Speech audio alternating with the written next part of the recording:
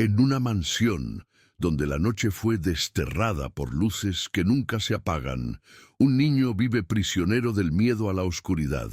Pero el nuevo electricista, un hombre que alguna vez conversó con las estrellas, esconde un secreto en su caja de herramientas. Él puede traer el cielo a la habitación del niño, pero el precio de encender una sola estrella puede ser la oscuridad eterna para su propio futuro. Si la luz de esta idea ya ha brillado para ti, imagina la constelación entera. Únete a nuestro Club de Observadores de Historias. Solo tienes que suscribirte. Tu participación es la energía que mantiene nuestro universo en expansión.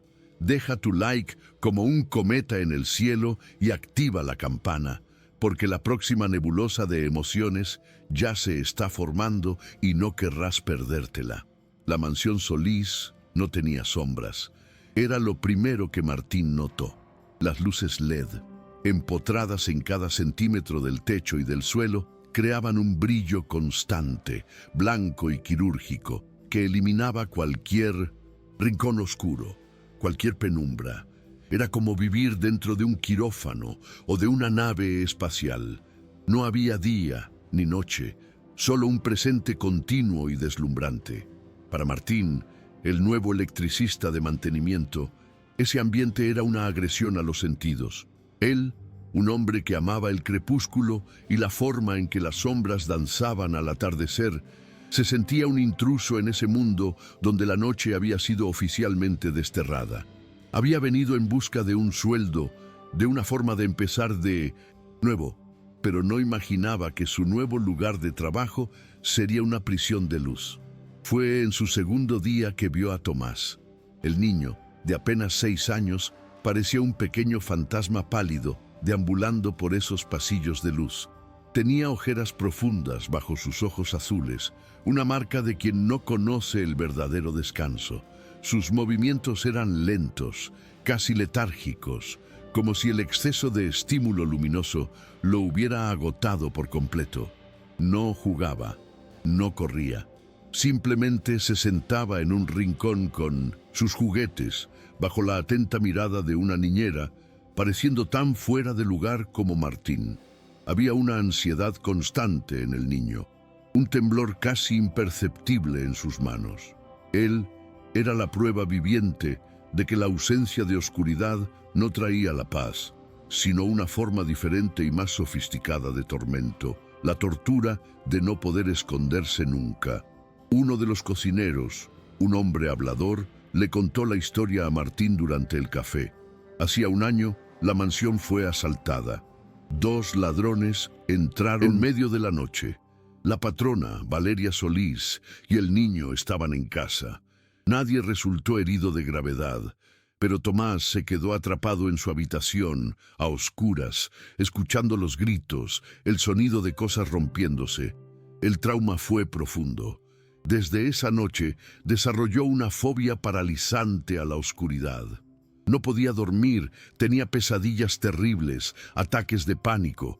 La solución de su madre, una mujer que resolvía todos los problemas del mundo con tecnología y dinero, fue radical: eliminar la oscuridad. Y así, la noche fue expulsada de la mansión Solís, y la casa se convirtió en una fortaleza de luz ininterrumpida. Valeria Solís era una fuerza de la naturaleza, una CEO que comandaba su imperio tecnológico con la misma lógica implacable con la que ahora gestionaba el trauma de su hijo. Para ella, el miedo de Tomás era un fallo en el sistema, un bug que necesitaba ser corregido. La solución fue puramente tecnológica. Un sistema de iluminación inteligente controlado por una en su móvil que garantizaba que ningún lux cayera por debajo del nivel programado. No veía la tristeza en los ojos de su hijo. Veía un problema a resolver. No ofrecía abrazos, ofrecía sensores de movimiento y cámaras de seguridad. En su mente, le estaba dando a su hijo la protección más avanzada que el dinero podía comprar, sin darse cuenta de que lo estaba aislando aún más en una jaula dorada y deslumbrante. Durante una revisión de rutina, en el sistema eléctrico de la habitación de Tomás. Martín lo observó más de cerca. El niño estaba sentado en su escritorio, dibujando.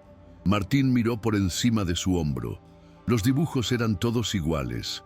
Figuras pequeñas y encogidas, rodeadas de monstruos deformes hechos de garabatos negros y agresivos. Era el mapa de su mente, un territorio de miedo constante. Las paredes de la habitación eran blancas, los muebles eran blancos, la luz era blanca. No había un solo lugar para que la vista descansara, ninguna sombra para dar profundidad al mundo. Martín sintió una empatía inmensa por ese niño, un niño que había sido forzado a vivir con los ojos abiertos en una pesadilla que no tenía fin. La habitación de Tomás, con su techo blanco y liso, despertó en Martín un recuerdo antiguo y poderoso. Recordó su propia infancia, su propio miedo a la oscuridad. Recordó las noches en que lloraba, la imaginación transformando las sombras de su habitación en monstruos. Y recordó a su abuelo, Juan, un hombre de manos gruesas y corazón sabio. Su abuelo no encendió más luces. Hizo lo contrario. Apagó todas, se sentó a su lado en la oscuridad y con un trozo de tiza comenzó a dibujar puntos luminosos en el techo oscuro. «Eso no son monstruos, mi niño», le dijo. «Son estrellas, y las estrellas solo pueden brillar cuando está lo suficientemente oscuro para verlas». El recuerdo lo golpeó con la fuerza de una revelación.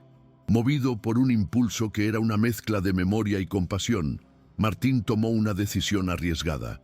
Mientras revisaba el cableado dentro del panel de yeso en el techo de la habitación de Tomás, tomó un pequeño trozo de cable de fibra óptica que guardaba en su caja de herramientas. Lo conectó a una fuente de energía de muy bajo voltaje y colocó la punta del cable en un minúsculo agujero que hizo en el panel. Era un detalle casi invisible a simple vista. Un único punto de luz, suave y pequeño, que solo se notaría en ausencia de otras luces. Era un acto de sabotaje silencioso, una rebelión de un único píxel contra un imperio de luz. Era la primera estrella que plantaba en ese cielo artificialmente blanco. Esa noche, Tomás estaba en su cama, con los ojos abiertos, como siempre.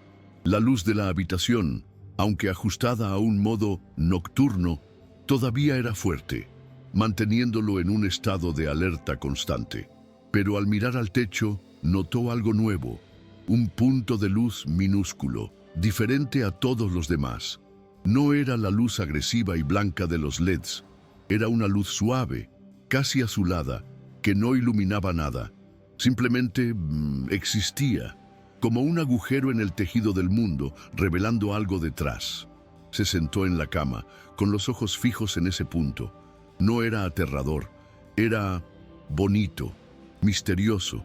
Se quedó allí, hipnotizado, olvidado de los monstruos que dibujaba, observando su pequeña y secreta estrella particular. Entonces sucedió algo que no ocurría desde hacía meses. Una pequeña fluctuación en la red eléctrica de la calle hizo que las luces de la mansión parpadearan. Por un segundo, la iluminación principal de la habitación de Tomás se apagó, sumiendo el ambiente en una súbita penumbra. El procedimiento estándar del niño era gritar, un grito de pánico que inmediatamente activaba una alerta en el móvil de su madre. Pero esta vez no gritó. En el breve instante de oscuridad, sus ojos permanecieron fijos en el techo, donde su pequeña estrella seguía brillando, constante y fiel, una pequeña ancla de luz en la inmensidad del miedo. Cuando las luces principales volvieron, un segundo después, él todavía estaba mirando hacia arriba y en su rostro, por primera vez, no había pánico. Había fascinación. Al día siguiente, Martín llegó a la mansión con un nudo en el estómago. Cada paso por los pasillos iluminados parecía un paso hacia su ejecución. La fluctuación de energía de la noche anterior seguramente habría sido registrada por el sistema central de la casa. y la ausencia de la alarma de pánico de Tomás, que debería haber sido activada por la breve oscuridad, sería una anomalía aún mayor. Esperaba ser llamado a la oficina de Valeria Solís en cualquier momento, ser confrontado con gráficos y registros que probarían su transgresión. Ensayó sus disculpas, sus justificaciones, pero sabía que, para una mujer que gobernaba la vida con la precisión de un algoritmo, no habría perdón para un error de sistema tan deliberado. Él era la variable humana, el bug, y estaba a punto de ser eliminado. Pero las horas pasaron y no ocurrió nada. El silencio de la mansión era el de siempre y la presencia de Valeria Solís era nula. Martín se enteró por uno de los guardias de que ella había embarcado en un viaje de negocios de última hora a Asia. Estaría fuera por una semana. La noticia fue como una suspensión de la condena, un aplazamiento que le dio un poco de aire para respirar. La casa, sin su reina controladora, parecía relajarse un grado minúsculo. Esa tarde se cruzó con Tomás en el pasillo. El niño, que antes evitaba su mirada, lo miró fijamente por un segundo, y con un movimiento casi imperceptible, sus ojos se desviaron hacia el techo de su propia habitación, y luego volvieron a Martín, con un tímido brillo de complicidad. No necesitaron palabras. Un secreto ahora los unía, una pequeña estrella en un universo de luz artificial. Esa complicidad lo transportó a otra vida, un tiempo en que los cielos eran su oficina. Martín no siempre había sido electricista. Años antes era el doctor Martín, un joven y prometedor profesor de astrofísica, el director de un pequeño pero respetado observatorio universitario. Recordó la sensación del aire frío de la madrugada, el olor a metal y ozono bajo la cúpula, el suave sonido del telescopio girando en busca de galaxias lejanas. Recordaba el brillo en los ojos de sus alumnos al ver los anillos de Saturno por primera vez. La astronomía no era solo su profesión, era su pasión, su forma de encontrar sentido en la inmensidad del cosmos. Una pasión que su abuelo, Juan, encendió en él, enseñándole a leer las historias que las estrellas escribían en el terciopelo oscuro de la noche. Su caída fue tan rápida y devastadora como la de un meteorito. Un colega académico, un hombre mayor y corroído por la envidia del éxito de Martín, cometió el crimen perfecto. No robó su trabajo, lo envenenó. De forma sutil y brillante, insertó datos falsos en uno de los artículos de investigación de Martín, información que llevaría a conclusiones erróneas y que, al ser descubierta, apuntaría directamente a fraude académico. Fue un sabotaje silencioso, una puñalada por la espalda disfrazada de error de cálculo, y cuando el escándalo salió a la luz, la acusación recayó enteramente sobre Martín. Fue atrapado en una telaraña de mentiras tan bien tejida que la verdad se volvió irrelevante. La universidad, temiendo por su reputación y la pérdida de financiación, optó por el camino más fácil.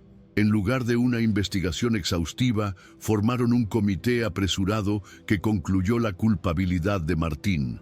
Fue más fácil sacrificar a un joven profesor prometedor que confrontar a un académico establecido y con buenas conexiones.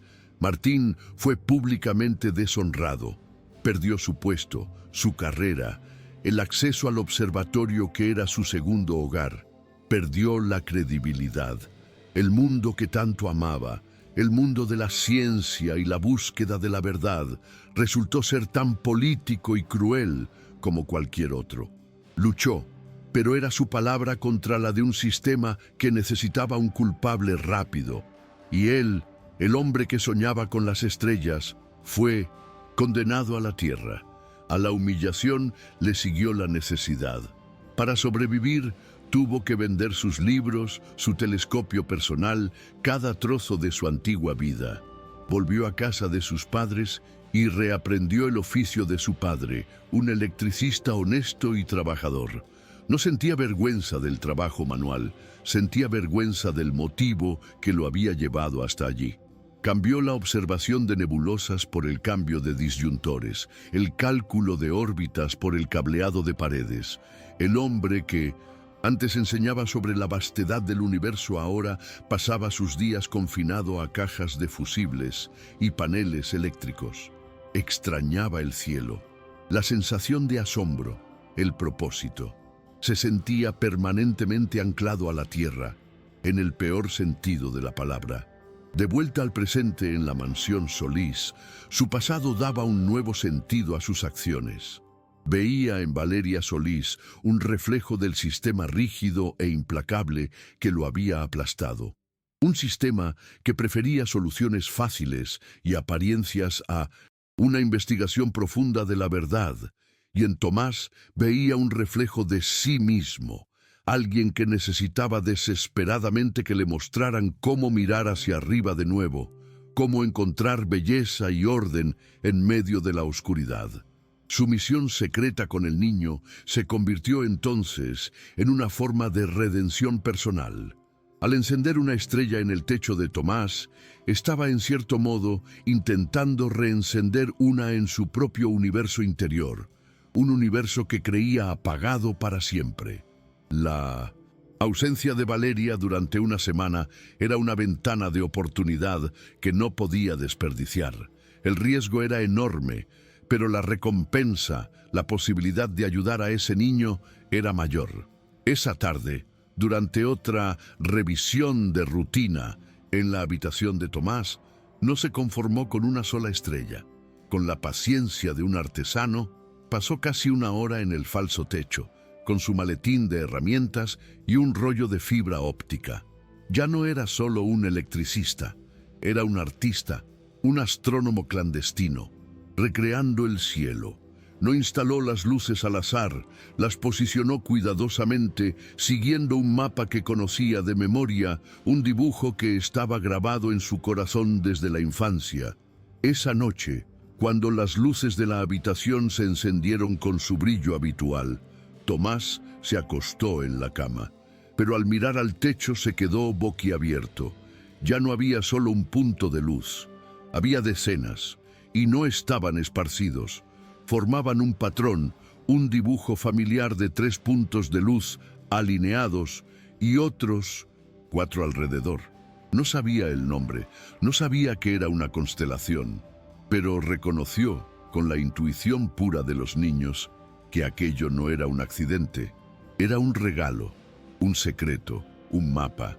Por primera vez, el techo de su habitación ya no era una tapa blanca y opresiva. Era una ventana a algo vasto, misterioso e increíblemente hermoso.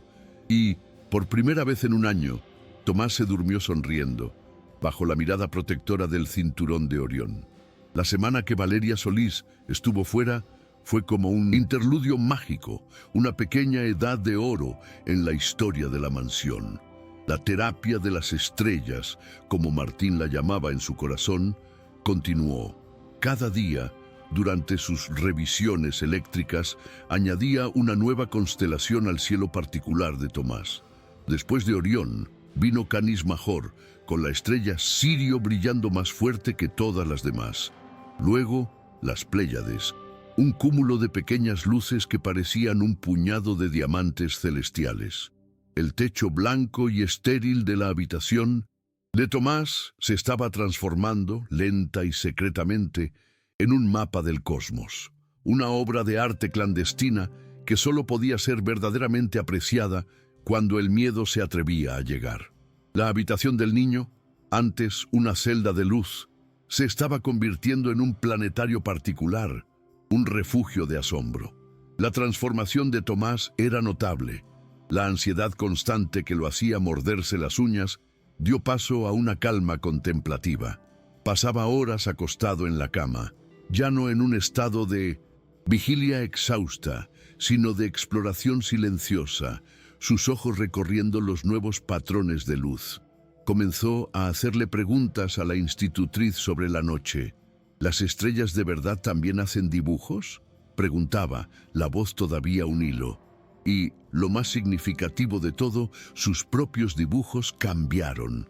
Los monstruos negros y deformes dieron lugar a hojas de papel cubiertas de puntos blancos y amarillos, conectados por líneas imaginarias. Ya no dibujaba sus miedos, dibujaba el universo que estaba aprendiendo a amar, un universo que, paradójicamente, solo podía existir en la oscuridad. La comunicación entre Martín y Tomás evolucionó hacia un juego de secretos y regalos. Cierto día, Martín dejó uno de sus viejos libros de astronomía infantil, con ilustraciones coloridas de galaxias y planetas, sobre la mesita de noche de Tomás. Al día siguiente, al volver para una inspección, encontró el libro abierto en la página que describía la constelación de Orión. Y sobre la página, un pequeño chocolate, había el único que Tomás recibía como postre en la cena. Era una ofrenda, un agradecimiento, el primer intercambio de afecto que el niño iniciaba en mucho tiempo. Martín sintió un nudo en la garganta. Se comió el chocolate como si fuera una hostia sagrada, el dulce sellando la complicidad entre los dos. Martín comenzó a dejar pequeñas notas junto a sus creaciones celestes.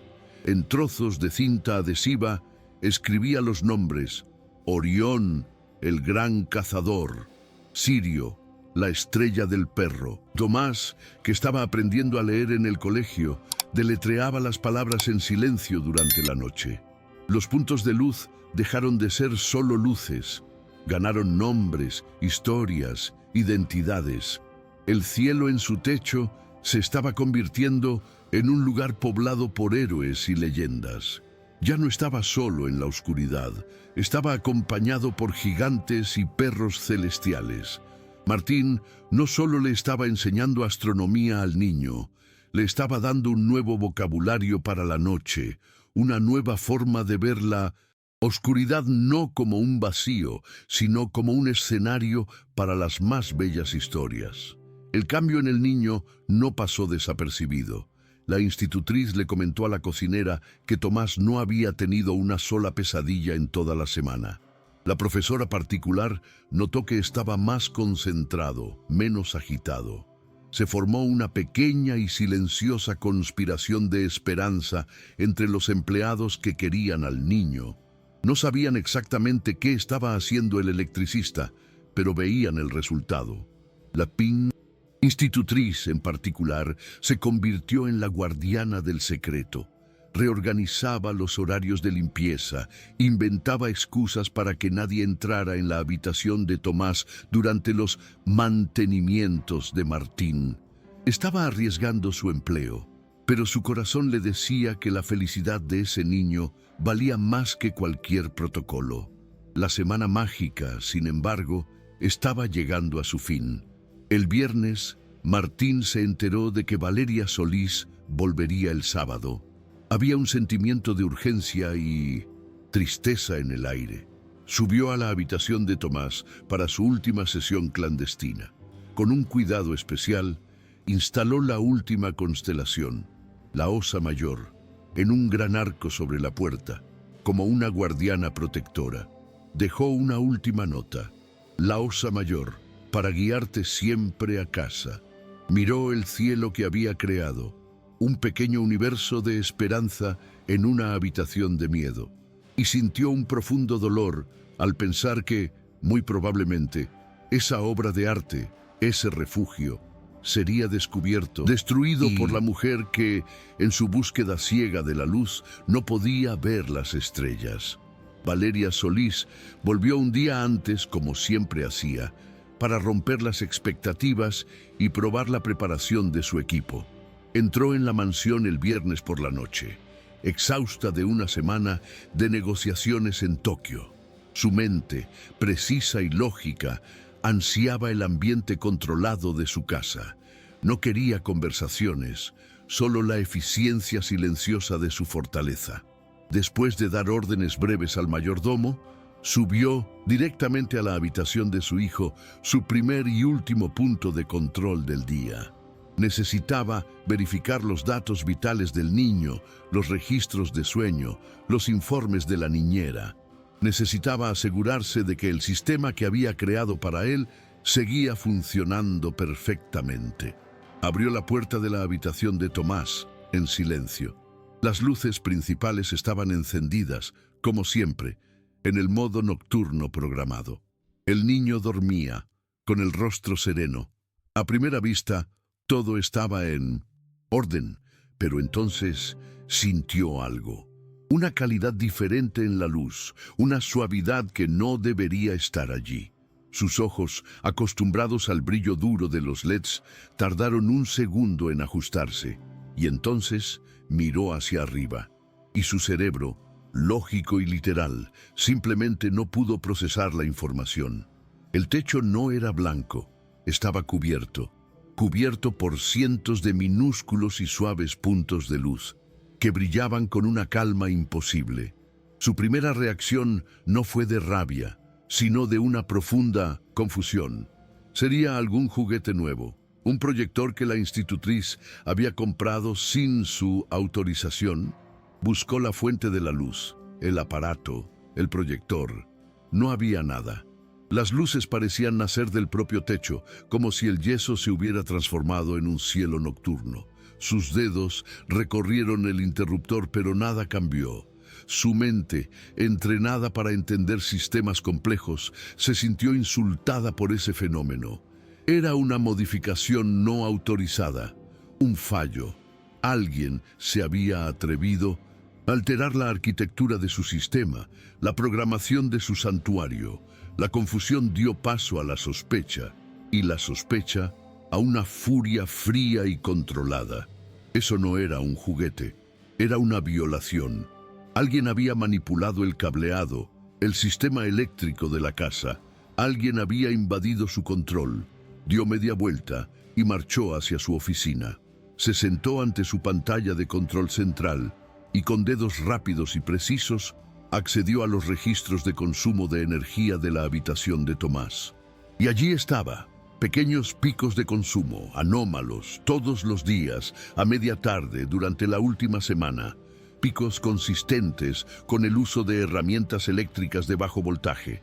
Alguien había estado trabajando en la habitación de su hijo, todos los días, secretamente. Su sistema no mentía. Cruzó los registros de energía con los registros de acceso de los empleados. La superposición era perfecta, inequívoca. Había una sola persona cuyos horarios de mantenimiento en el segundo piso coincidían exactamente con las anomalías de energía. Martín, el nuevo electricista. El hombre que apenas conocía. El hombre que tenía acceso irrestricto a la infraestructura de su casa. La conclusión, para su mente paranoica y lógica, era aterradora. No se trataba de estrellas de juguete, era un sabotaje, una amenaza. Podría haber instalado micrófonos, cámaras, cualquier cosa. Había violado su fortaleza. La decisión fue instantánea. La tolerancia a los fallos de seguridad en su sistema era cero. Cogió el comunicador, la voz cortante como un trozo de cristal. «Seguridad», dijo sin preámbulos. «Localicen al electricista Martín, ahora, y tráiganlo a mi oficina. Tiene prohibido salir de esta propiedad hasta que me explique, cable por cable, qué es exactamente lo que ha instalado en el techo de la habitación de mi hijo». La casa había comenzado. La magia del cielo secreto de Tomás estaba a punto de colisionar con la furia implacable de la mujer que en su desesperada búsqueda de seguridad veía enemigos en todas las sombras, sin darse cuenta de que la mayor amenaza era la oscuridad que ella misma había creado. La oficina de Valeria Solís era el cerebro de la mansión, un centro de mando minimalista donde las pantallas mostraban datos en tiempo real. El consumo de energía, la calidad del aire, las cámaras de seguridad de cada habitación. Valeria analizaba los gráficos de consumo de la habitación de Tomás, la línea roja registrando los picos anómalos de la última semana. Para ella, aquello no era solo una regla rota, era una violación de datos, una incursión en su sistema. Cada punto de luz no autorizado en el techo de su hijo era un virus, una pieza de código malicioso introducida en su entorno perfectamente programado para la seguridad. La rabia que sentía no era cálida y emocional, era la furia fría de una ingeniera que encuentra un fallo inexplicable en su obra maestra, un fallo que amenazaba la integridad de todo el sistema. Martín fue traído por dos guardias que lo dejaron parado en medio de la sala, como un acusado ante su jueza. Parecía pequeño e insignificante bajo el techo alto y las luces frías. Desde el punto de vista de Valeria, él era la personificación del caos, un error humano que necesitaba ser identificado, analizado y eliminado. No veía a un hombre asustado, veía un bug. Exijo una explicación, dijo, la voz desprovista de toda emoción, como la de una inteligencia artificial. Quiero un informe completo de la instalación de hardware no autorizado en el sistema de iluminación de la habitación de mi hijo. Quiero saber qué instaló, por qué lo instaló y quién le dio autorización. No estaba preguntando, estaba ejecutando un diagnóstico de fallo. Completamente intimidado, pero sin ver otra salida, Martín intentó explicar. Su voz era un hilo, en contraste con la acústica perfecta de la oficina. Señora Solís, no fue una instalación de hardware, fueron solo estrellas. La palabra sonó ridícula en ese ambiente. Habló del miedo de Tomás, del agotamiento en sus ojos. Habló de su propia infancia, de su abuelo, de la noche en que aprendió a no temer la oscuridad, sino a buscar la belleza en ella. Habló de cómo las constelaciones le enseñaron que, incluso en la negrura más profunda, existe orden, existe historia, existe luz. No estaba dando una excusa técnica, estaba ofreciendo una confesión poética, un lenguaje que el sistema de Valeria no estaba programado para entender. La expresión miedo a la oscuridad fue el detonante. Para Valeria no era una frase abstracta, era un recuerdo sensorial, físico. En un instante ya no estaba en su oficina segura, sino de vuelta a esa noche, un año atrás. Recordó el sonido del cristal rompiéndose en el piso de abajo. Su propio grito ahogado al encerrarse en el vestidor con Tomás, el olor a pánico y, lo peor de todo, la sensación de absoluta y total impotencia. Ella, Valeria Solís, la mujer que controlaba una empresa multinacional, que doblegaba a hombres de negocios con una mirada, estaba encogida en la oscuridad, escuchando a extraños violar su santuario, incapaz de hacer nada para proteger a su hijo. La oscuridad, para ella, no era la ausencia de luz, era la presencia del caos, de la vulnerabilidad, de su mayor y más vergonzosa falla. Fue esa noche que se hizo un juramento a sí misma. Nunca más sería impotente, nunca más el caos invadiría su vida. Si no podía controlar el mundo de afuera, controlaría el suyo con una perfección obsesiva. La tecnología fue su arma. Transformó su casa en una fortaleza impenetrable, un sistema donde cada variable era monitoreada y controlada. Y la luz constante e ininterrumpida, era el pilar central de su nuevo orden. La luz era su forma de decirle al universo: aquí la oscuridad no entra, aquí el caos no tiene cabida, aquí yo tengo el control. Desterrar la noche no fue una decisión para el bienestar de Tomás, fue una decisión para el bienestar de ella, una forma de silenciar el eco de su propia impotencia. El miedo de su hijo, que persistía incluso bajo las luces deslumbrantes, era la prueba viviente de su fracaso. Era la anomalía que no podía corregir, el bug que su sistema no podía eliminar. El insomnio de Tomás, sus ojeras, sus dibujos de monstruos, todo era un recordatorio diario de esa noche, de ese momento de impotencia. Y su solución siempre era más control, más luz, sensores más sensibles, protocolos más rígidos. No estaba intentando curar al niño, estaba intentando borrar el registro de su propio trauma, forzando al sistema a comportarse como si el fallo nunca hubiera existido. aunque los datos, la tristeza de su hijo, mostraran lo contrario. Por eso, la explicación de Martín no fue recibida como un acto de empatía, sino como un juicio insoportable a sus métodos. Ese hombre, un simple electricista, se atrevía a sugerir que su fortaleza de luz, su solución de millones, su complejo algoritmo de seguridad estaba equivocado. Estaba diciendo que la respuesta no era más control, sino menos. Que la cura no estaba en desterrar la oscuridad, sino en encontrar la belleza en ella. Era una herejía. Era un ataque directo no solo a su decisión como madre, sino a su filosofía de vida, a la lógica misma que la mantenía en pie y cuerda. Su furia, antes fría y controlada, encontró un objetivo. ¿Se atreve a darme lecciones sobre cómo criar a mi hijo? Siseó, levantándose. Usted, que cambia bombillas para ganarse la vida. He construido un imperio de la nada. He rodeado a mi hijo con la tecnología más segura del mundo. Y usted viene con cuentos sentimentales sobre su abuelo y estrellas de tiza. No entiende nada de trauma, de seguridad, de psicología. Usted entiende de cables y acaba de cruzar un cable peligroso. Cada palabra era un cuchillo, una forma de disminuirlo, de devolverlo a su caja de insignificancia para que su opinión se volviera tan pequeña como él. La decisión de despedirlo fue lógica, instantánea, inevitable.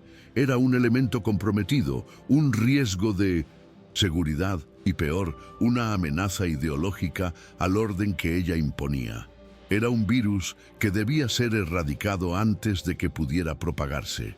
«Recoja sus cosas y váyase», dijo, la voz de nuevo desprovista de emoción. «La agencia que lo contrató será notificada de su conducta inadecuada. Está despedido y permanentemente vetado de esta propiedad. La seguridad lo acompañará a la salida». La sentencia fue final, ejecutada con la eficiencia de un programa de ordenador. Problema identificado. Solución aplicada. Sistema restaurado. Martín, derrotado, se dio la vuelta para irse. No había nada que pudiera decir, pero al llegar a la puerta se detuvo. Se giró y la miró, no con rabia, sino con una extraña tristeza, casi lástima. «Tiene razón, señora. Yo solo entiendo de cables», dijo con voz tranquila. Pero hasta un electricista sabe que, cuando se pone demasiada luz en un circuito, el sistema no se vuelve más seguro. Simplemente se quema.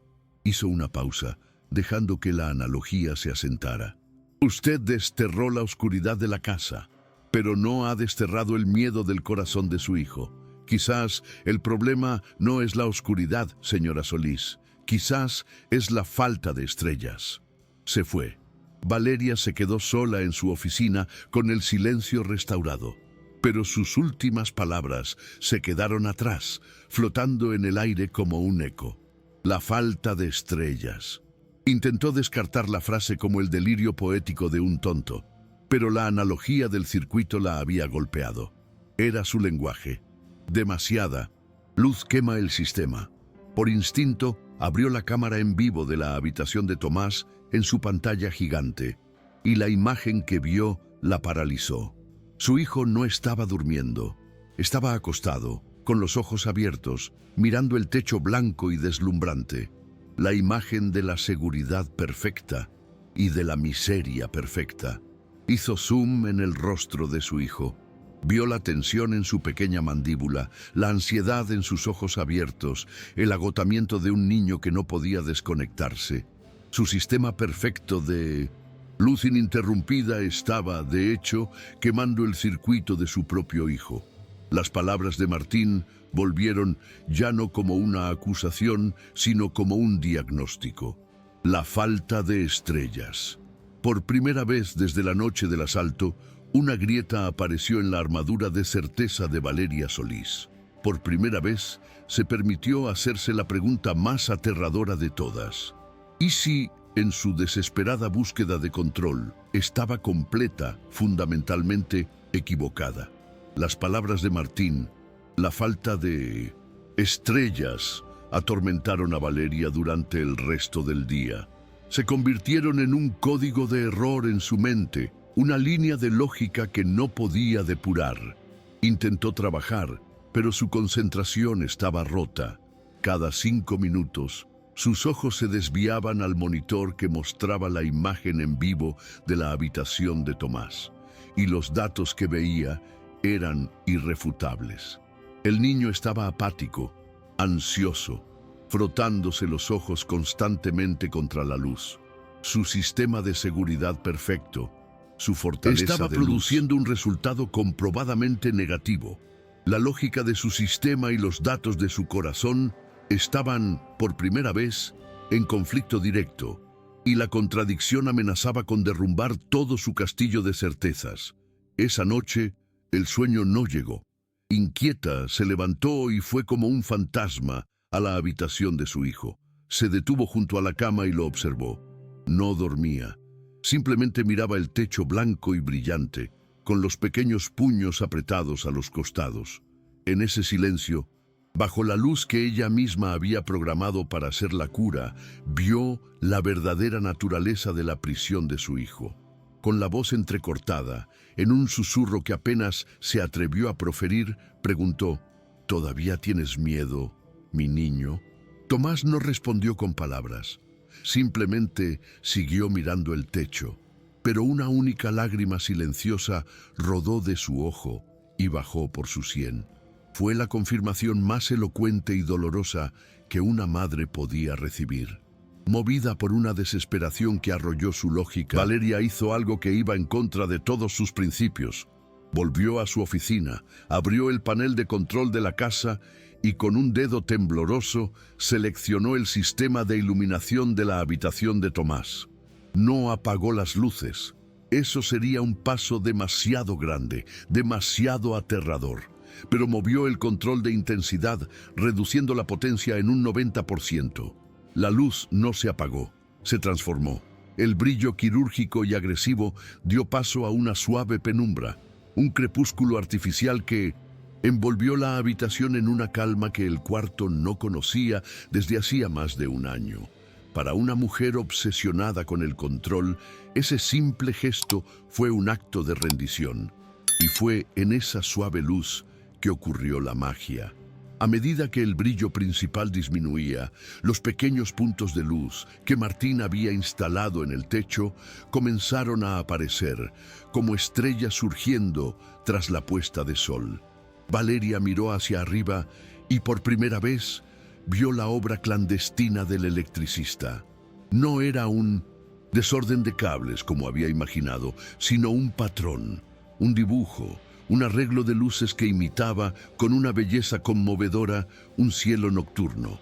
Reconoció el cinturón de Orión, la Osa Mayor. No era un acto de vandalismo, era un acto de arte, un regalo secreto. Se quedó allí, parada en medio de la habitación, mirando el techo, completamente atónita por la belleza de esa desobediencia. Tomás, en su cama, también lo vio. Se sentó con los ojos muy abiertos, no de miedo, sino de puro asombro. El cielo particular que solo veía en fragmentos, en los breves instantes de oscuridad, ahora brillaba para él en todo su esplendor.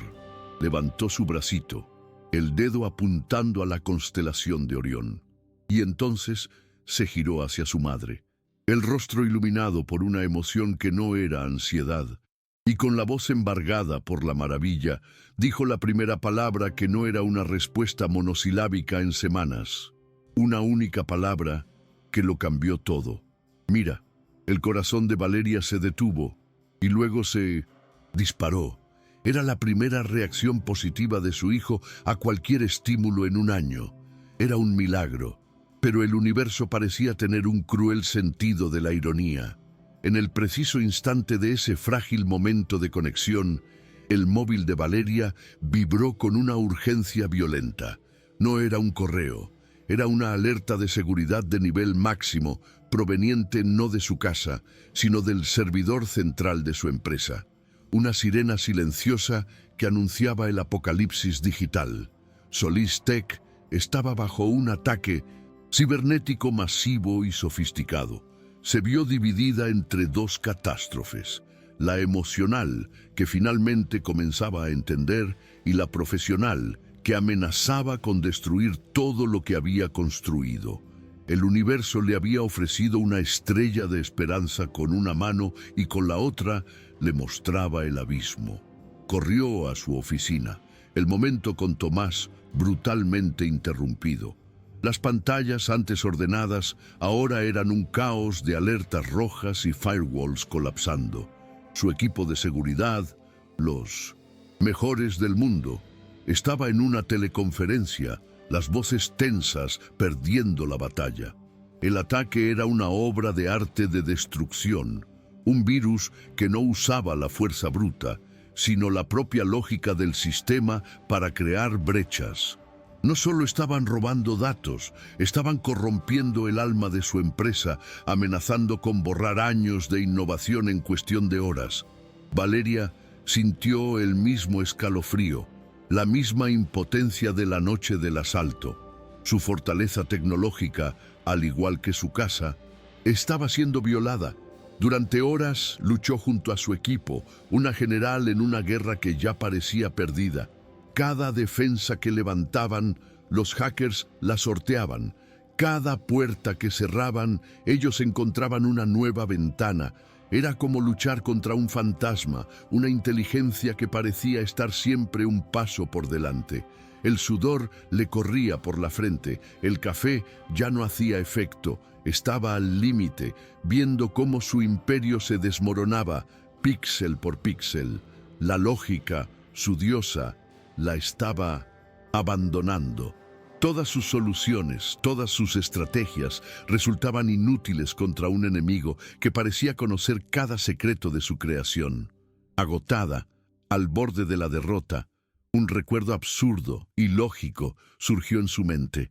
El electricista, Martín, el hombre que hablaba de estrellas. Recordó su expediente. Astrofísico, expulsado de la universidad por fraude, especialista en sistemas complejos. Era un tiro al aire, una apuesta desesperada, basada en nada más que un atisbo de inteligencia en sus ojos y una constelación en el techo de la habitación de su hijo. Pero ya no tenía nada que perder. Con la voz seca, se giró hacia su jefe de seguridad. Encuentre al electricista que despedí ayer. Se llama Martín. Tráigalo aquí, ahora. Ofrézcale lo que sea necesario para que venga. Media hora después, Martín estaba parado en el centro de mando de Valeria. Estaba confundido, asustado, pensando que se metería en más problemas. Valeria, sin tiempo para formalidades, señaló la pantalla principal. Eso es un ataque de denegación de servicio, combinado con un gusano polimórfico que está corrompiendo nuestras copias de seguridad.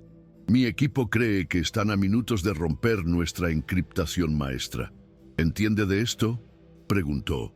La voz una mezcla de arrogancia y desesperación. Martín se acercó a la pantalla. Las líneas de código caótico, que para los demás eran el apocalipsis, para él resultaban familiares. Sus ojos, acostumbrados a leer los patrones de las estrellas en medio del caos del universo, comenzaron a ver algo. No es un ataque de fuerza bruta, dijo, la voz sorprendentemente tranquila. Es un ataque de patrones.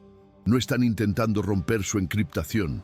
Están usando la lógica de su propio sistema de defensa para crear un bucle de sobrecarga. Es elegante, la miró. Para vencerlos, señora, no necesita un firewall más fuerte. Necesita una anomalía. Necesita caos. Comenzó a esbozar en una pizarra blanca una solución que parecía una locura, contraataque basado en principios de la teoría del caos que usaba para modelar el comportamiento de las nebulosas. Una solución que era impredecible, ilógica y peligrosamente inestable. Valeria miró el esbozo, luego a sus ingenieros, que negaban con la cabeza. El plan de Martín era una herejía. Iba en contra de todos los manuales de seguridad cibernética.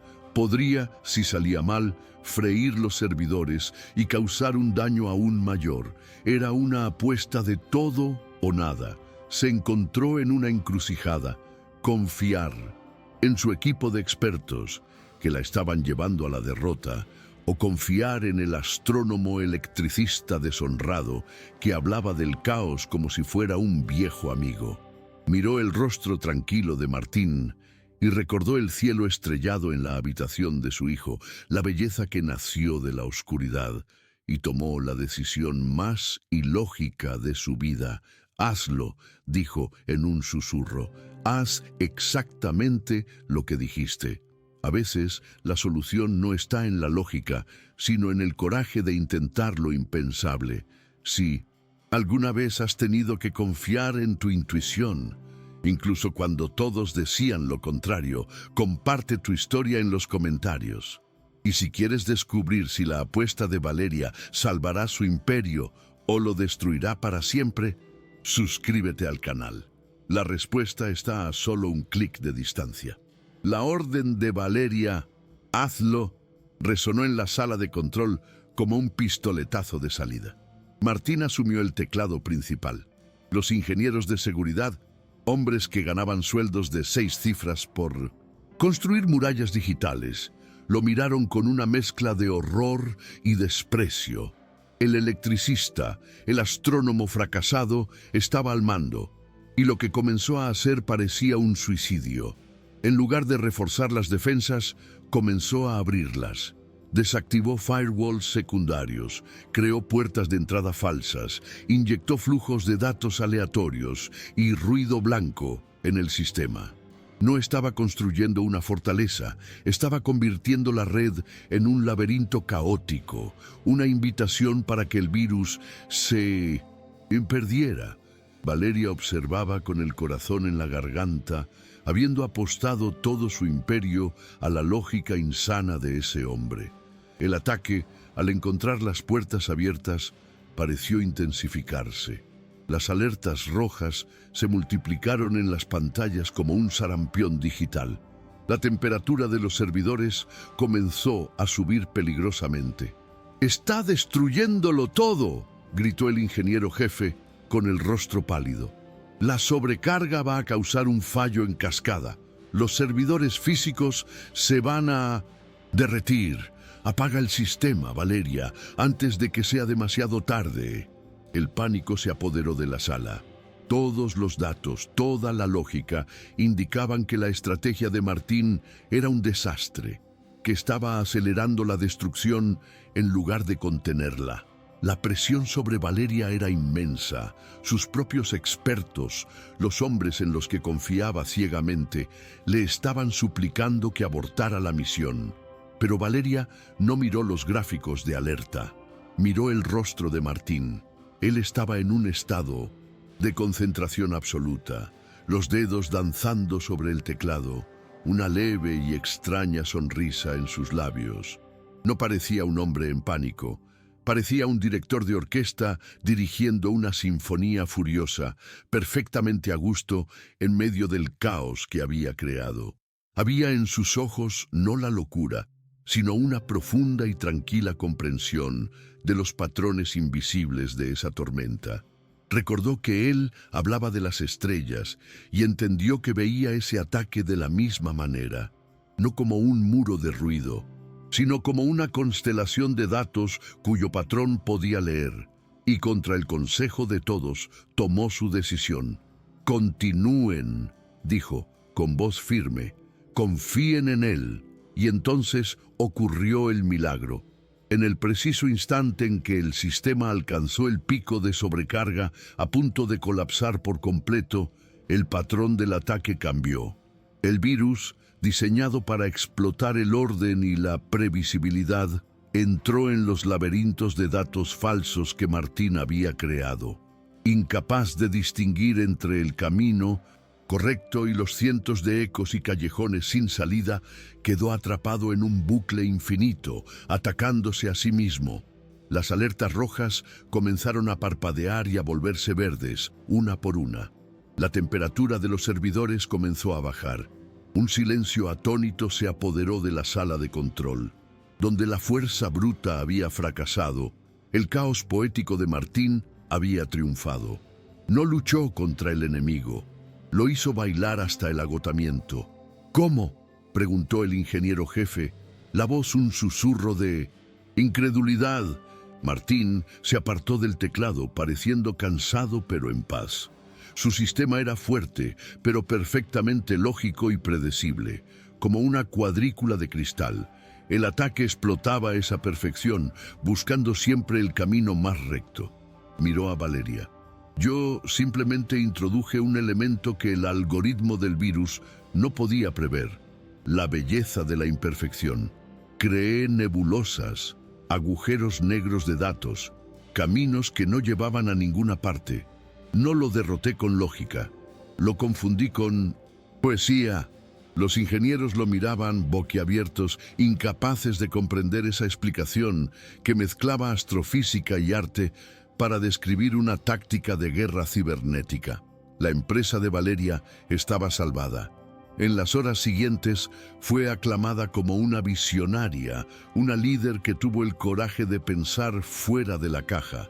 Pero ella sabía la verdad. La victoria no era suya. Mientras su equipo celebraba, exhausto y eufórico, miró a Martín. Él estaba en un rincón, limpiándose las manos sucias de polvo del panel en sus pantalones, como si acabara de arreglar una caja de fusibles. No había en él ningún rastro de triunfo, ninguna necesidad de reconocimiento. Acababa de salvar un imperio multimillonario y su única preocupación parecía ser volver a su mundo de cables y herramientas. Y Valeria se dio cuenta de que la calma de él no provenía del éxito, sino de un lugar mucho más profundo y seguro dentro de sí mismo. Esa noche, la mansión estaba silenciosa, pero era un silencio diferente. La adrenalina había pasado, dejando un rastro de agotamiento y una claridad desconcertante. Valeria, en lugar de celebrar con su equipo, buscó a Martín. No lo encontró en la sala de control, ni en la cocina. Lo encontró en la habitación de Tomás. La luz de la habitación estaba en esa suave penumbra que ella misma había programado, y Martín estaba sentado en el suelo, al lado de la cama del niño. El techo sobre ellos brillaba con las constelaciones que él había creado. Y Tomás, despierto, no estaba ansioso. Estaba acostado de lado, con la cabeza apoyada en la mano, escuchando atentamente mientras Martín, en voz baja, le contaba las antiguas historias griegas sobre los héroes y los monstruos que vivían en el cielo. Valeria se quedó en la puerta, observando la escena en silencio.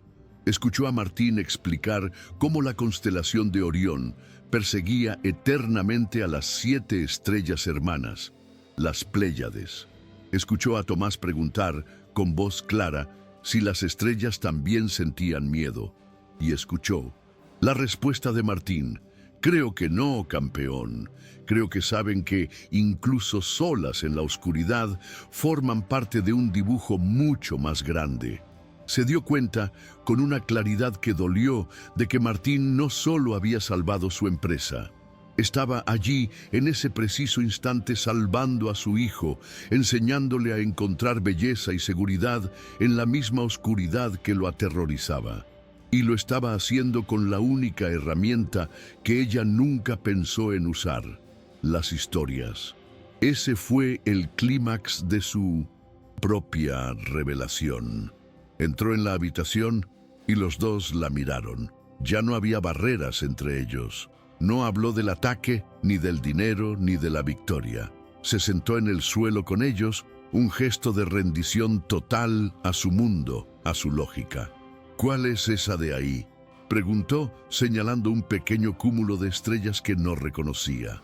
El gesto de preguntar, de admitir que no sabía, fue el paso más grande que había dado. Estaba, finalmente, renunciando al control. Esas son las Pléyades, respondió Martín con voz suave. Las 7 hermanas. Tomás, orgulloso de su nuevo conocimiento, añadió: el abuelo de Martín se lo enseñó. Dijo que el abuelo Juan sabía el nombre de todas las estrellas del cielo. La mención del abuelo, la conexión con el pasado de Martín, hizo el momento aún más íntimo, más real. Valeria miró a Martín y por primera vez no vio al electricista, ni al genio informático, ni al astrónomo fracasado.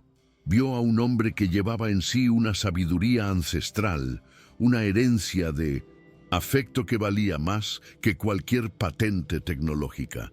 Fue entonces cuando consiguió pedir perdón.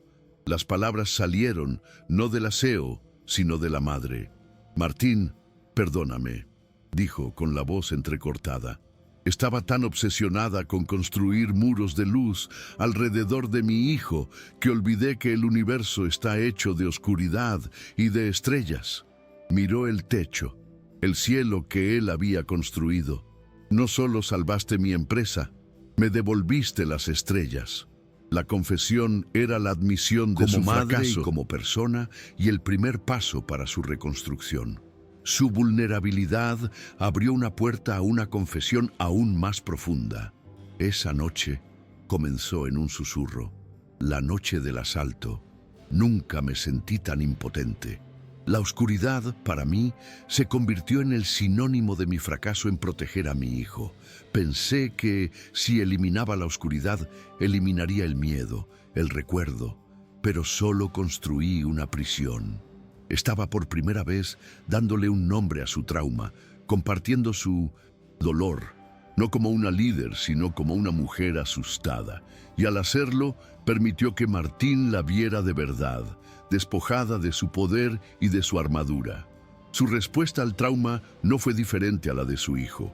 Ambos habían creado una prisión para protegerse. Viendo el dolor en sus ojos, Martín lo entendió todo y su respuesta selló su destino. «Nadie puede vivir sin la noche, Valeria. Solo necesitamos a alguien que nos enseñe a no tenerle miedo». Y entonces, Valeria, la reina de la lógica, hizo la petición más ilógica y más sabia de su vida. «Quédate, Martín», dijo, «no como electricista, no como consultor. Quédate para ayudarnos a navegar en la oscuridad.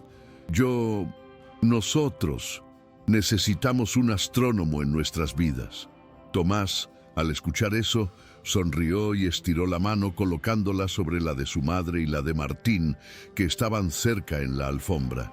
El gesto selló el pacto. La nueva y más improbable de las constelaciones familiares acababa de nacer. El pacto sellado en la habitación de Vinces. Tomás redefinió la arquitectura de la mansión de una forma que ninguna remodelación podría hacer. A la mañana siguiente, Valeria oficializó la nueva posición de Martín. Ya no sería un empleado, sino un consultor de bienestar y tutor de astronomía para Tomás. Un título corporativo y algo ridículo que creó para darle un lugar de dignidad y justificar su presencia constante en la casa.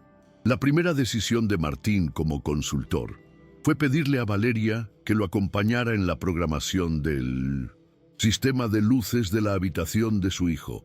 Juntos, en la oficina que antes era el centro de control de Valeria, programaron un ciclo nocturno. La luz ya no sería una constante agresiva, sino que disminuiría gradualmente tras la puesta de sol, imitando un crepúsculo hasta que solo quedara la suave luminiscencia de las estrellas en el techo. La reintroducción de la oscuridad, aunque gradual, no fue fácil para Tomás. La primera noche se sentó en la cama, con el cuerpo tenso, mientras las sombras comenzaban a alargarse por la habitación. Pero esta vez no estaba solo. Martín se sentó en una silla a su lado y Valeria, dudando por un momento, se sentó en el borde de la cama. Martín no intentó distraerlo. Señaló las estrellas del techo. ¿Ves esa de ahí, la más brillante? Es Sirio. Es como un perro guardián en el cielo. Y mientras la oscuridad crecía, la voz tranquila de Martín llenaba el espacio con historias de cazadores celestiales y osas protectoras. Y Tomás, por primera vez, tenía una narrativa para oponer a sus monstruos. La oscuridad seguía ahí, pero ahora también contenía estrellas. Mientras la curación de Tomás comenzaba, Valeria, fiel a su naturaleza, inició una operación paralela. La historia de Martín, La injusticia que había sufrido la había conmovido profundamente. Era un error de sistema a una escala mucho mayor y sentía una necesidad compulsiva de corregirlo.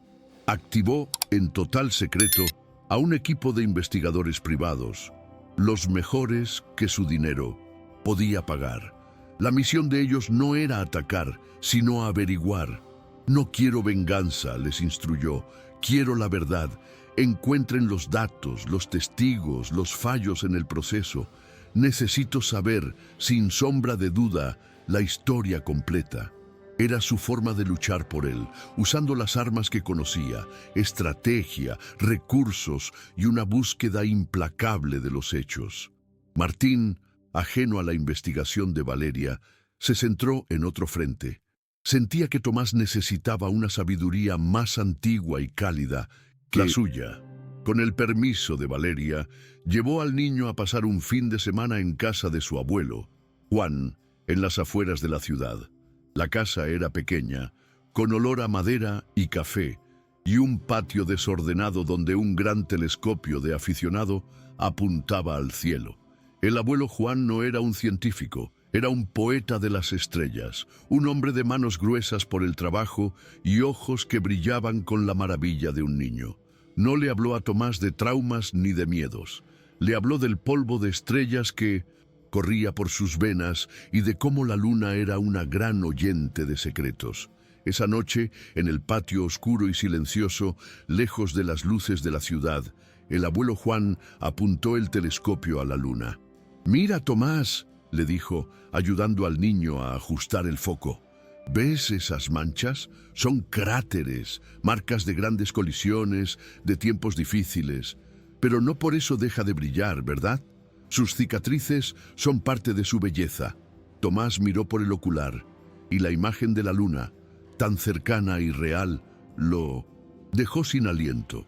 No solo estaba aprendiendo astronomía, estaba aprendiendo sobre resiliencia, sobre la belleza que puede existir en las imperfecciones, sobre cómo las heridas más grandes pueden convertirse en los paisajes más fascinantes.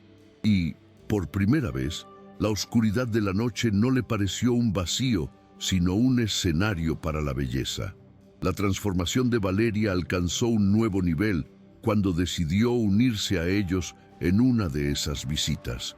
Llegó en su coche de lujo, vestida con su traje de CEO, completamente fuera de lugar en ese ambiente de sencillez rústica.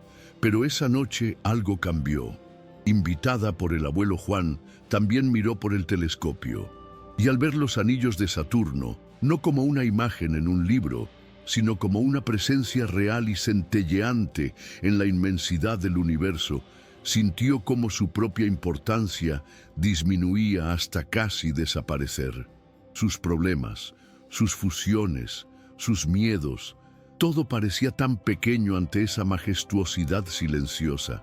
Por primera vez, sintió una paz que ningún sistema de seguridad ni cuenta bancaria le había proporcionado jamás. La curación de la casa acompañaba a la de sus habitantes. El siguiente proyecto de Martín y Tomás fue pintar el techo de la habitación del niño.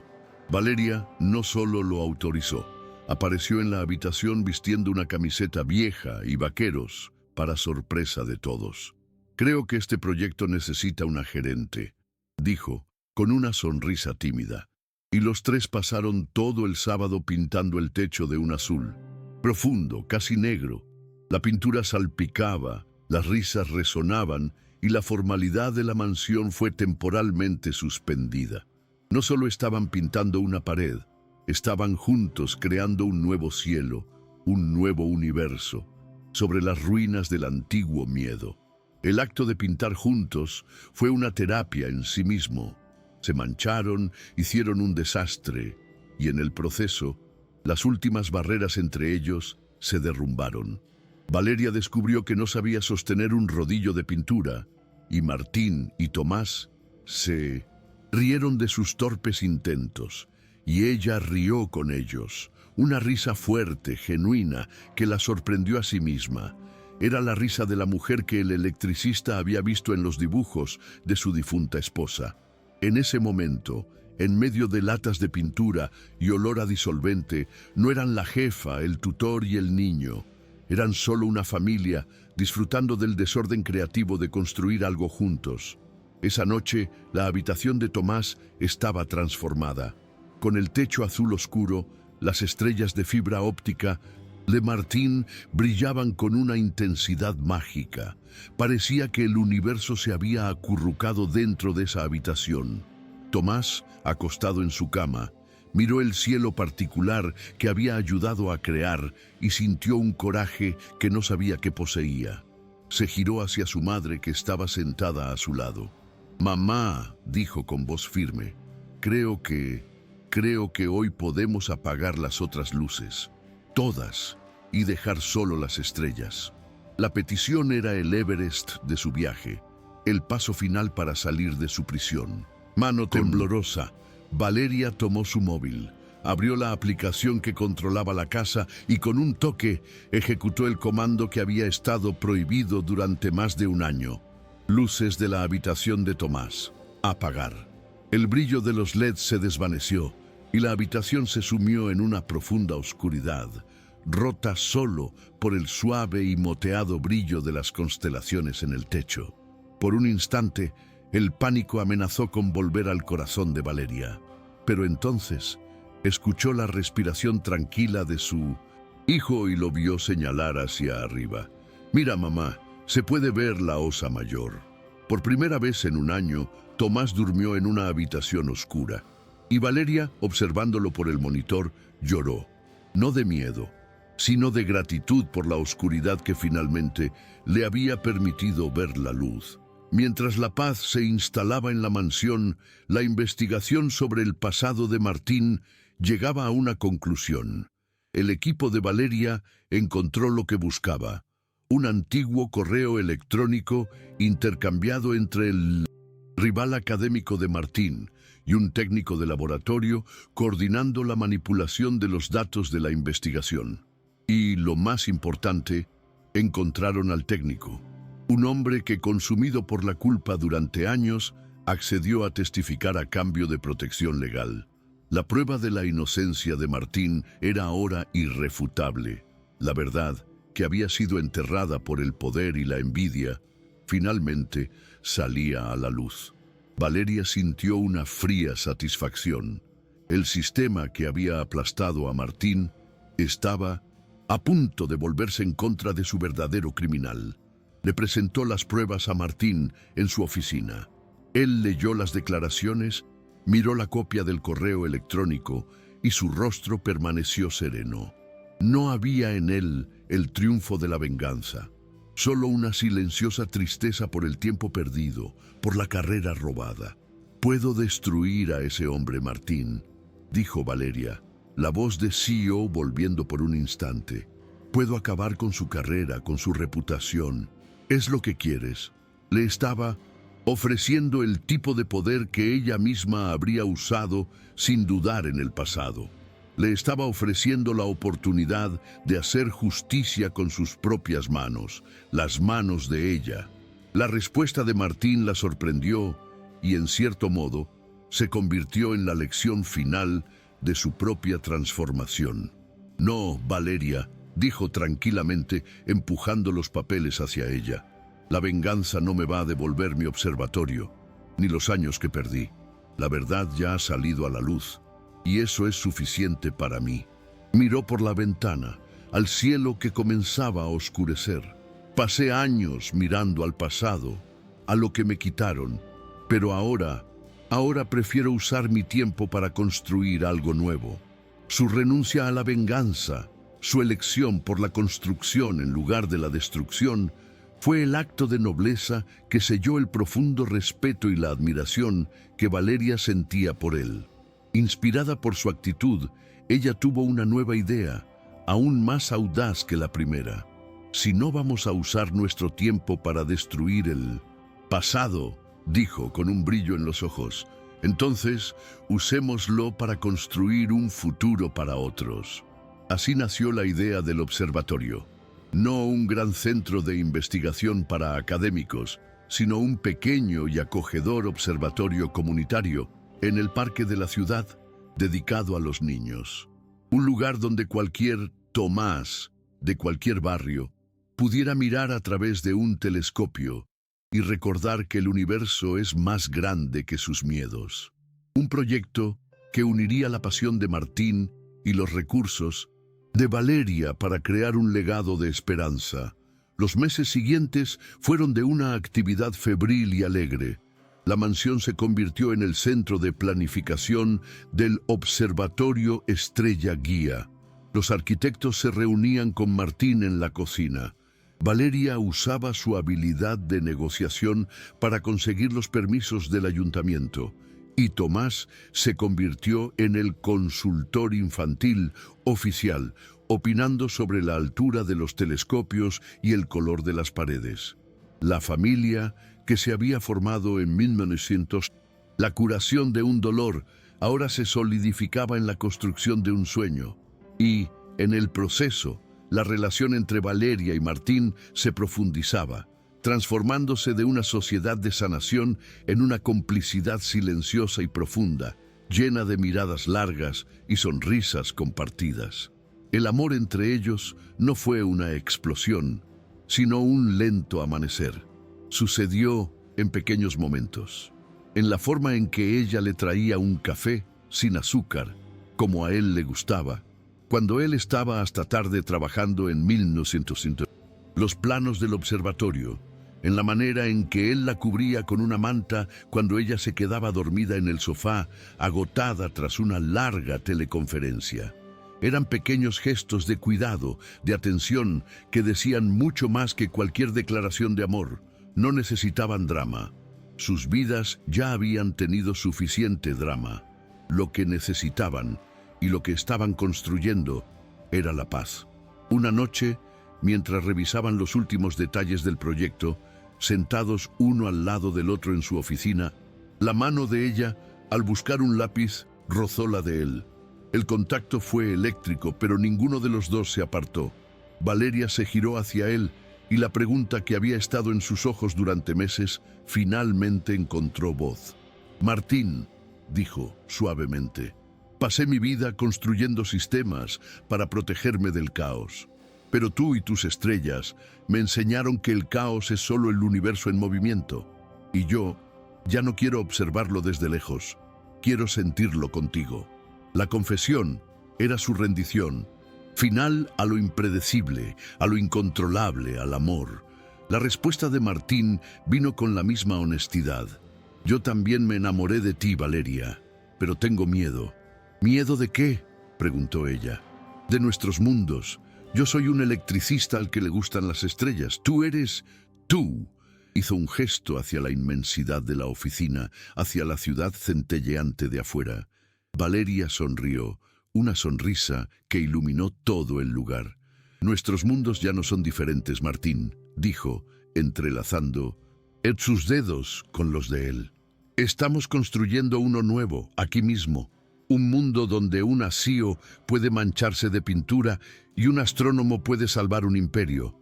Creo que es un buen lugar para vivir». Su primer beso no fue de pasión arrolladora, sino de un profundo reconocimiento. Fue un beso tranquilo, certero, lleno de la paz de quien finalmente encuentra su lugar en el universo. Un beso que sellaba no el comienzo de una historia de amor, sino la continuación de un viaje de sanación que los había llevado hasta allí. Desde el pasillo, Tomás, que se había levantado a beber agua, vio la escena por la puerta entreabierta. No se sintió excluido, al contrario, sonrió, una sonrisa sabia y tranquila, y volvió a su habitación, a su cielo particular, sabiendo que su pequeña constelación familiar estaba finalmente completa y en perfecta armonía. La inauguración del Observatorio Estrella Guía fue un evento sin igual en la ciudad. No hubo alfombra roja ni discursos corporativos. De todas las clases había sociales, niños con los ojos muy abiertos, haciendo cola para mirar por un telescopio por primera vez. En el pequeño escenario estaban Valeria, Martín y Tomás. Y el discurso de Valeria no fue el de un asío, sino el de una madre y una mujer transformada. Pasé la mayor parte de mi vida construyendo sistemas para eliminar la oscuridad, dijo, con la voz clara y firme. Pero este hombre, miró a Martín, me enseñó que el objetivo no es eliminar la oscuridad, sino encontrar el coraje para encender una estrella en ella. Esta fundación no es sobre donar dinero, es sobre donar cielos. Es sobre recordarle a cada niño que no importa cuán oscura sea la noche, forman parte de un universo de belleza infinita. Un año después, el observatorio era el alma cultural de la ciudad. Martín, el ex electricista, se había convertido en el profesor Martín, un educador científico querido por cientos de niños. Había redescubierto su pasión por enseñar, no en aulas universitarias, sino en el sentado, césped, señalando la luna y contando historias sobre galaxias lejanas. Valeria, por su parte, había revolucionado su propia empresa. Inspirada por el éxito del observatorio, creó un laboratorio de innovación humana, invirtiendo en tecnologías que promovían el bienestar y la conexión, en lugar de solo la productividad. Habían encontrado un equilibrio perfecto, uniendo la ciencia de las estrellas con la ciencia del alma, y demostrando que los dos mundos no solo eran compatibles, sino esenciales el uno para el otro. La justicia, que durante tanto tiempo le fue negada, finalmente encontró el camino de vuelta a Martín. La investigación silenciosa financiada por Valeria dio sus frutos. Con pruebas irrefutables en mano, la universidad se vio obligada a reabrir su caso. El académico que lo había saboteado, confrontado con evidencias de fraude, confesó. Martín fue públicamente exonerado, su nombre limpio, su honor restaurado. La universidad le ofreció su antiguo puesto de vuelta, con todos los honores. Él agradeció, pero se negó. Mi observatorio ahora es otro, dijo. Su venganza no fue ver caer a su enemigo, fue la alegría de construir algo nuevo y mejor. Ya no necesitaba el reconocimiento del sistema que lo había descartado. Su validación venía de los ojos maravillados de los niños a los que enseñaba a soñar. Su boda tuvo lugar en una noche de luna nueva, dentro del observatorio que construyeron juntos. Bajo la cúpula abierta al cielo estrellado, intercambiaron sus votos. No hubo sacerdote ni juez, solo el abuelo de Martín, Juan, que habló de cómo las estrellas son guías fieles en las noches más oscuras. Tomás, orgulloso con su pequeño traje, fue quien llevó los anillos. Las promesas que se hicieron no fueron sobre la riqueza o la salud, sino sobre la luz y la oscuridad. Prometo ser tu estrella en la noche más oscura, dijo Valeria, y yo prometo ser tu oscuridad para que siempre puedas brillar, respondió Martín. Fue una ceremonia de una belleza silenciosa y cósmica, la unión de dos almas que aprendieron a encontrar su hogar en la inmensidad del universo y el uno en el otro. Su vida encontró una órbita feliz. Tomás se convirtió en un niño curioso y valiente, que no solo ya no tenía miedo a la oscuridad, sino que la buscaba, ansioso por descubrir nuevos secretos en el cielo nocturno. Quería ser astronauta para poder visitar las estrellas que su papá Martín le había presentado. Valeria se convirtió en una madre presente, una líder que inspiraba con el ejemplo, una mujer que aprendió a equilibrar la fuerza de una CEO con la vulnerabilidad de quien ama.